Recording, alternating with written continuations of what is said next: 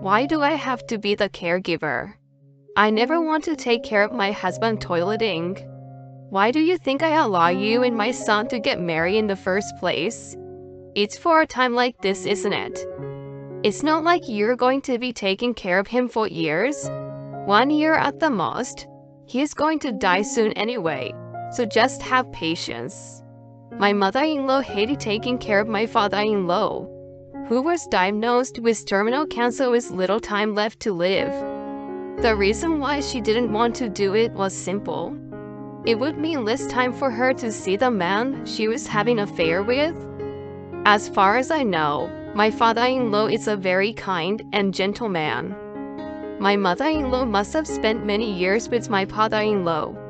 So how could she do such a terrible things to such a kind person?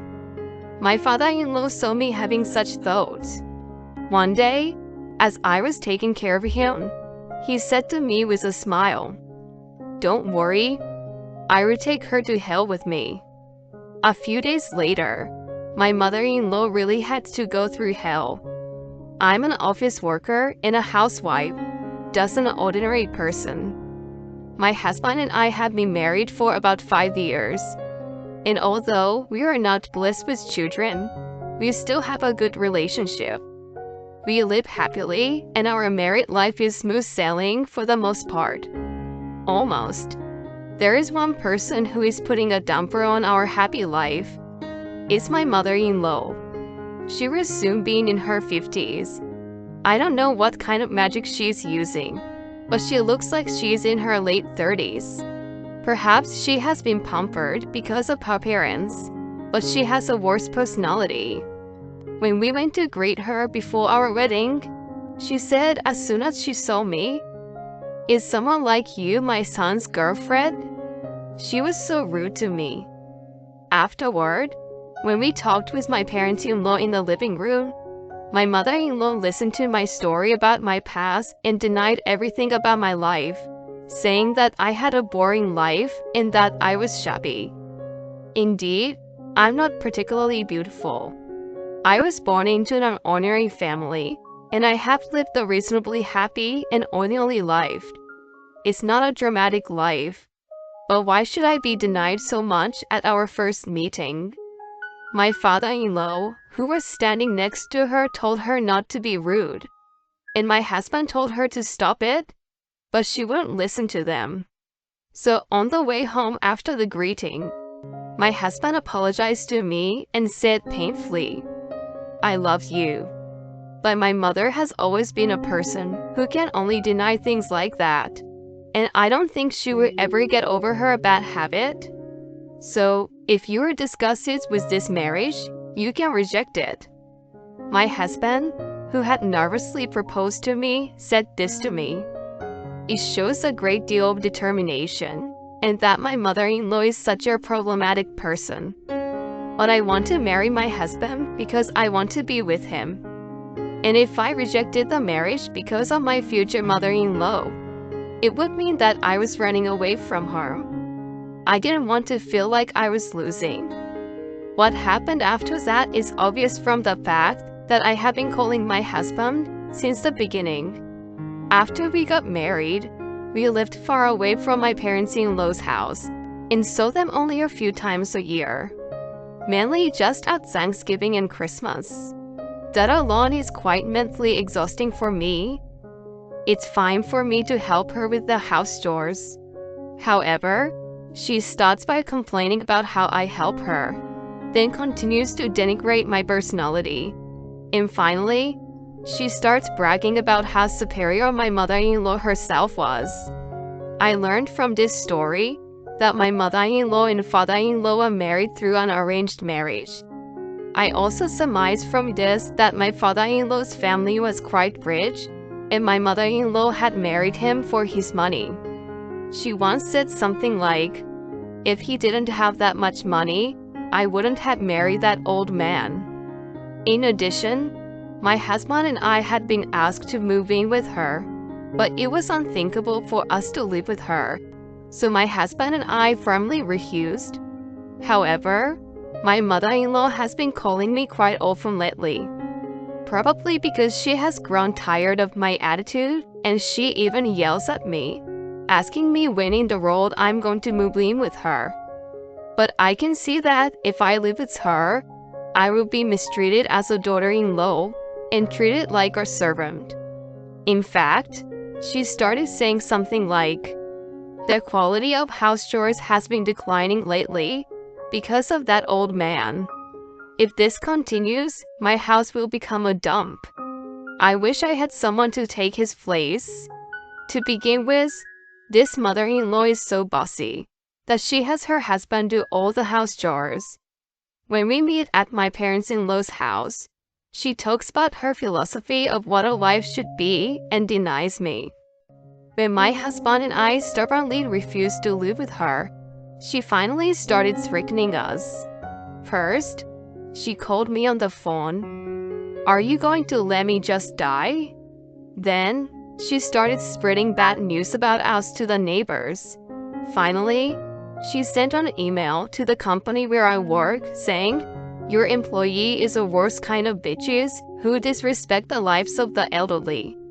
Fortunately, the company handled it as just spam mail. But since I did not know what my mother-in-law would do in the future, I talked to my husband and agreed to move in with her. Once we started living together, I was in charge of all the household chores that my father-in-law had been doing. And as expected, my mother-in-law was very hard on me. "What's the matter with you? You were born into a boring family. You've lived a crappy life. You were born to be such a servant, and you can't even do a single household chore. No, I've never seen anyone with so little talent. How did you manage to marry my son? Maybe you were so good in bed? That's disgusting. If she's going that far, why doesn't she just do the housework until she's satisfied?" I think so. But my mother-in-law is hardly ever home to begin with. After moving in together, I noticed that she wakes up later than my father-in-law, goes out before noon, and doesn't come home until late at night. At first, I thought she was probably at work, but it seems that is not the case. When I asked my father-in-law, he told me to let her do whatever she wants, and he helps me with my chores. My father-in-law and husband remained on my side even after we started living together. However, the more they took my side, the more my mother-in-law became offended. "You know, no one in this house is on my side. What's wrong with me, a rich woman, picking on this poor little girl? She's a childless, worthless woman who is only good at night in bed. She must have gotten some kind of disease from some man in the past. That's why she can't have children." Even though I endured everything, I was hurt when she said that to me. The doctor had told me that I was less likely to have children than most women. My husband was so upset by my mother-in-law's vicious words. "Don't be silly, you old bitch." My husband yelled at her. "How dare you talk to me in that tone? Have you forgotten how much you owe me for giving birth to you? In fact, unlike this woman, I was able to have a child. That's why you are here." In response to my mother-in-law's arrogant words, my father-in-law said, "Stop, that's enough." He intensified his tone. "I'm the one who had enough for you. If I hadn't married you, you would be living in an old and miserable life by yourself. And I went out of my way to marry you even though I was so popular. Who do you think saved you from dying in solitude?" My mother-in-law would argue with each of us in such a precise and malicious manner. Thus, no matter how hard I tried, I could not escape from my mother-in-law's verbal abuse. One day, when I was wondering how long I could endure such a life, my father-in-law complained of poor health, and I accompanied him to the hospital. It turned out that he had terminal cancer. As it turned out, there was nothing more they could do. His life expectancy was 1 year at best. They say he even could die at any time. My father-in-law wanted to receive palliative care at home. He strongly wished to be at home rather than in a hospital, where he would die in solitude. We returned to my parents-in-law's house and held a family meeting. My father-in-law explains his condition, and I add to his explanation. My husband cries tears of grief. My mother-in-law, on the other hand, listens to the story with a terribly bored look on her face. She looks as if she is hoping the meeting will end soon. But right now, I'm not interested in what my mother-in-law is thinking. It is more important that my father-in-law spend as many days as possible, and that I cooperate with my mother-in-law to take care of him. But my mother-in-law's reaction when I told her that was unexpected. No, it was actually expected. Why do I have to take care of him? I definitely don't want to take care of my husband's toileting. What do you think I approved you and my son's marriage for in the first place? It's for times like this, isn't it? It's not like you're going to be taking care of him for years. 1 year at the most. He will pass away soon anyway, so you just have to be patient. My mother-in-law did not stop going out the next day. She even started going out more often than before, and even staying somewhere overnight. My husband had a job too, so I decided to quit my job and devote myself to caring my father-in-law. Although taking care of my father-in-law was a lot of work, it was not hard at all mentally, because I did not dislike my father-in-law, who was very kind to me. But is it okay? I don't know how true it is that my mother-in-law married my father-in-law for his money, but they have spent all this time together. That time he has left is short. Wouldn't she at least try to spend some time with him then? One day, when I was shopping with this thought in mind, my husband had a day off, and he was taking care of my father-in-law. Thanks for always taking care of my dad. I will take care of him today, so go out and refresh yourself once in a while. With that being said, I was having tea at a coffee shop after shopping at a nearby shopping mall. Then, I heard a familiar voice from a little distance away. I looked fearfully in the direction, and it saw my mother-in-law and a young man I have never seen before. I quickly hid behind a wall. I wondered if the reason my mother-in-law had been going out so often was that she was having an affair. While hiding, I listened to the conversation between my mother-in-law and the man. Then, I heard their most unbelievable words. Soon, I will be able to live with you. But are you sure? I may indeed be more beautiful than most of the women in my age, but I'm at least 20 years older than you. It doesn't matter how old you are. I can only see you. I want you to be with me. That's very sweet of you to say. You know, my husband is dying soon. I'm going to get a big inheritance, and I'm going to give you a big allowance too. It was such a disgusting conversation. She made fun of her husband, calling him old, and yet she was being cheated out of her own money by someone younger than her. As I was getting angry with my mother-in-law, the two of them stood up. I ducked down farther, so that my mother-in-law would not find me. Then I saw them leaving the coffee shop, and I decided to follow them out of the shop. Their destination was, as expected, a motel. Her husband is suffering from terminal cancer, and she's with a young man. She called me a bitch or something, but which one of us was it? I wanted to ask her about it, but I need to go home and cook dinner for my husband and father-in-law. Besides, if I got into trouble here, my father-in-law might hear about it. I didn't want to cause more pain to my father-in-law, who was already suffering from an illness. So I decided to capture them entering the motel with my phone camera and to go home. I continued to worry on my way home. If I don't tell my father-in-law about the affair, I might prevent him from being more in pain. But my mother-in-law is obviously counting on my father-in-law's inheritance, and it would end up in the pocket of the person with whom she was having the affair. Can I let this one go so easily? The answer to that question was not going to come in the time it took me to get home. So, while I was caring for my father-in-law, the thought of my mother-in-law's affair kept coming to mind, but I tried to act as normal as possible. However, my father-in-law found out I was out of my mind. Did something happen?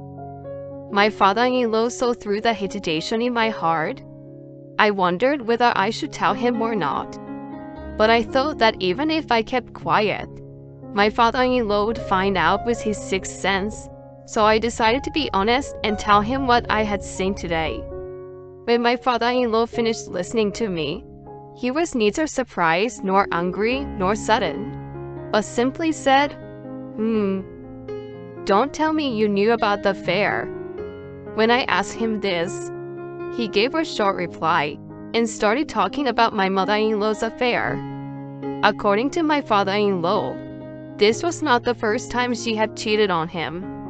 She had been having relationships with various men and breaking up with them repeatedly for more than 10 years. The reason why my father-in-law knew about it is that he had actually witnessed it and had even investigated it using a professional investigator.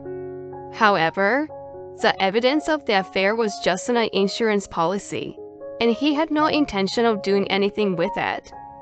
My father-in-law had been prepared for some degree of infidelity from the moment his marriage to my mother-in-law, who was 15 years younger than him, was arranged. No matter how hard I try, I will get older before she does. I knew that one day I will look just like an old man, not a man to my wife. So I overlooked the fact that it was inevitable. Saying this, my father-in-law fell silent for a while. The next time he opened his mouth, my father-in-law sighed deeply, smiled, and said, "I will take her to hell." One day, my father-in-law called my mother-in-law to his bedside. At the time, my father-in-law could barely stand up by himself.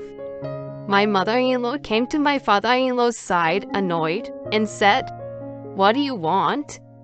I handed my mother-in-law an envelope that my father-in-law had asked me to do. My mother-in-law took it with a wry smile, and when she peeked inside, her face immediately changed to a smile. Inside the envelope was $2,000 in cash. "I have always been indebted to you. You always take care of me. As a small token of my appreciation, I will book you a room at the luxury hotel that took care of me when I was working. I can't go with you anymore, but you can use the money to spend 3 days and 2 nights with a friend or someone." My mother-in-law's face lit up. Yes, I was a good wife, wasn't I? You are so thoughtful, aren't you? Okay, I will call my friend and go visit there right away. A few days later, my mother-in-law, not caring about my father-in-law, went to that hotel. With a cheating boyfriend, of course. Later, after returning from the hotel, my mother-in-law put in an unusual amount of incoming calls to my father-in-law and me. I ignored the calls because they would interfere with my father-in-law's care, but they were so loud that I had no choice but to answer them. What the hell is going on? What happened to the house? Where did all my stuff go? Hearing those words, my father-in-law and I looked at each other and laughed. The day after he announced that my mother-in-law was going to hell, my father-in-law began to make various arrangements using his old contacts. He acted quickly and efficiently. It must be true that he used to be a shrewd president. He tried his best even in his bad condition, and tried to avoid wasting the time he had left. My father-in-law first asked to investigate my mother-in-law's affair. At the same time, he contacted a lawyer he knew and started to prepare a notarized will. The contents of the will are said to deny inheritance to my mother-in-law, and only my husband and I will inherit. Both the lawyer and the investigation agent came to our house through my father-in-law's connections. Since my mother-in-law was not home for the affair as usual, she did not notice any bold move to some extent, proof of the affair and the will. With those two things, you probably wouldn't lose if there was an issue over an inheritance dispute even after I'm gone. The adulterer would not get a penny. Furthermore, my father-in-law proposed that we move into a condominium that he owns. I'm going to give up this house with my wife. I don't have many good memories here. Besides, I feel bad that my son and his wife have to live in this old house forever. Yes, my father-in-law went out of his way to get my mother-in-law to go to a hotel to prepare for this move.